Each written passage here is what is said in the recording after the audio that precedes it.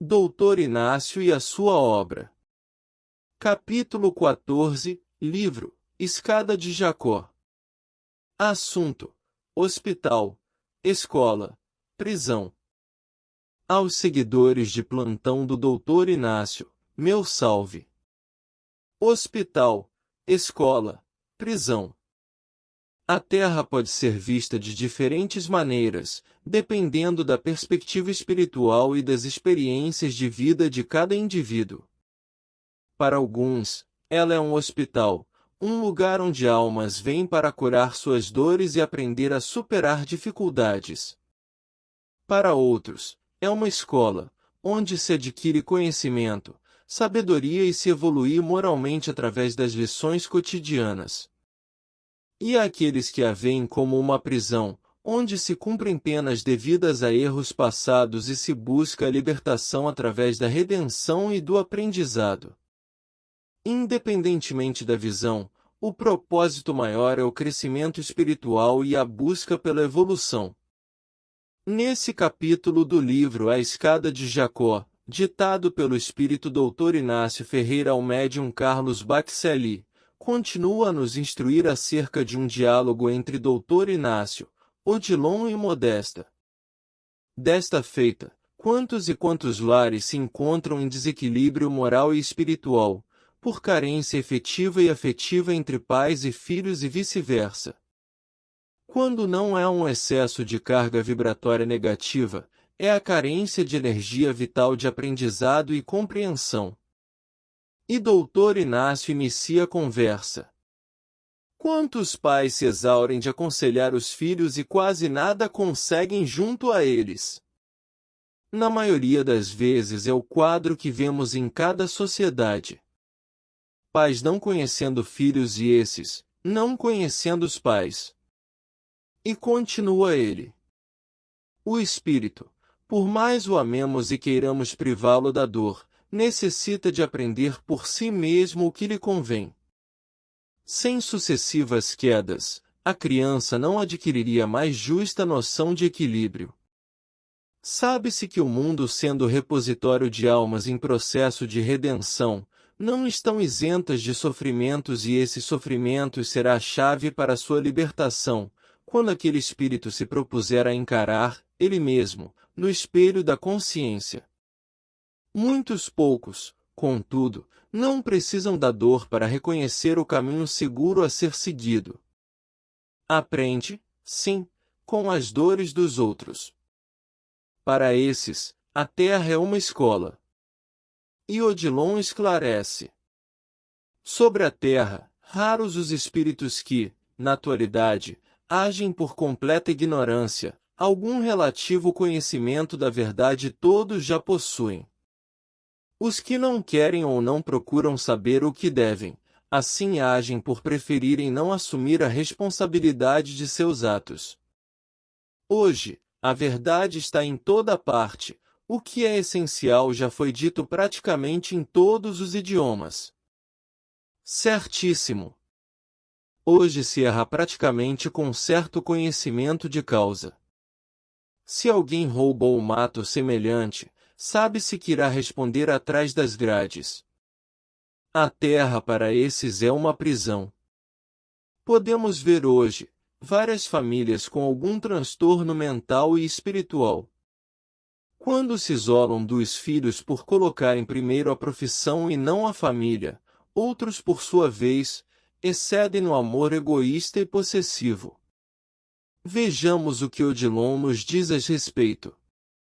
Não sabemos aplicar o amor, criamos naqueles aos quais nos vinculamos uma dependência afetiva que chega a ser patológica.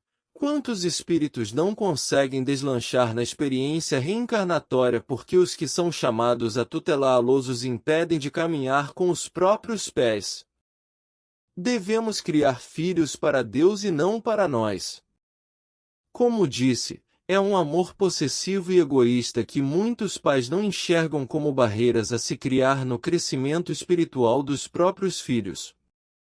O acolhimento fraternal, a que chamamos de caridade, não é retirar a cruz dos ombros daqueles que a carregam com muita dificuldade, mas sermos o sireneu a ajudá-los a carregar o próprio fardo, auxiliando esses a se conhecerem intimamente e procurar corrigir os erros com certo conhecimento espiritual, coisa que nem muitas famílias e muitas religiões não ensinam ou orientem respectivamente.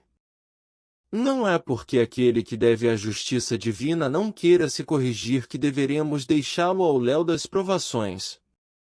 Assim, dessa forma irá cair mais e mais nas próprias fragilidades. É o que a sociedade está fazendo com esses excluídos de acharem um braço amigo em que se possam sustentar e seguir em frente.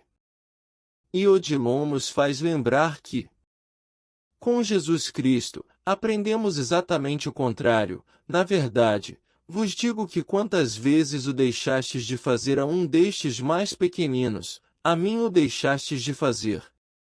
Auxiliar sempre, quantas vezes forem necessárias. Aí está o nosso testemunho do que sempre falamos para os outros em bancadas e palanques da vida e de difícil execução para conosco. O que seria caridade para você? Estaria pronto para ser o samaritano reconhecido?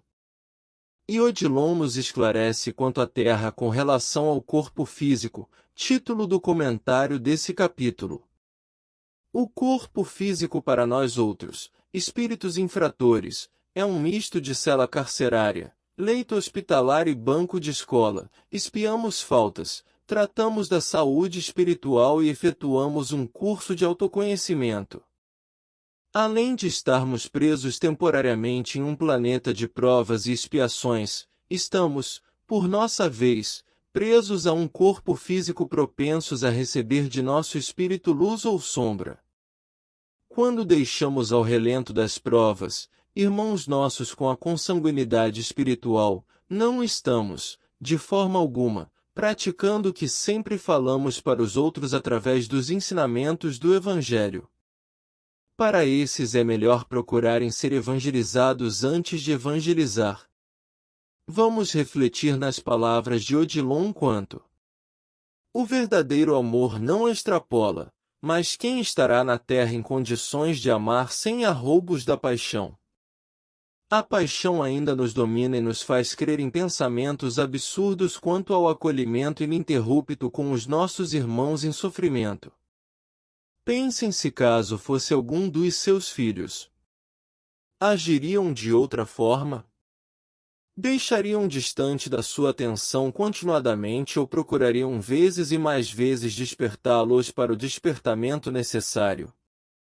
O que acontece é que os outros que não fazem parte da nossa consanguinidade familiar, nessa visão limitada de não amar o semelhante, não têm os mesmos direitos de ser amados como os nossos? Deixem que um dia eles acordam. É o pensamento daqueles que falam do Evangelho? Pensamos que por amar apenas e exclusivamente nossa família, estamos agindo certo com a misericórdia do Pai. Será mesmo? E como disse Dr. Inácio, o difícil é amar a todos de forma comedida, ou seja, com amor que não crie ilusões, não faça exigências, não espere retribuição. Difícil, meu caro leitor amigo?